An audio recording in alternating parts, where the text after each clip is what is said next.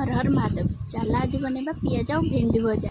भेंडी को तो अनेक स्टाइल भाजू एमती भी थे भाजिकी देखो तो तब सोरष तेल पंच फुटण फुटाई देगी पियाज को 4 खंड लगे मुझे भाजिकी रखी भल भाव में भाजीदेवी टिके कलर चेंज होगा भेंडी पकई देगी लुण हल्दी पकई हाल्का घोड़े रखिए अधा बांप बाहर जामतीका भिडियोटी जब भल लगी निहाती गोटे सब्सक्राइब करदे नुआ वीडियो देखापी तो ताको भल भाव भाजी भुजी कर भल बुले देती तेल तंतुल भाजी भल भाव में भाजी सारा जीरा लंका गुंड भाजिकी रखिए से देदेवे ता बास्ना ही अलग लगे पखाल सागर हो आ कुछ दरकार ही पड़ोनी।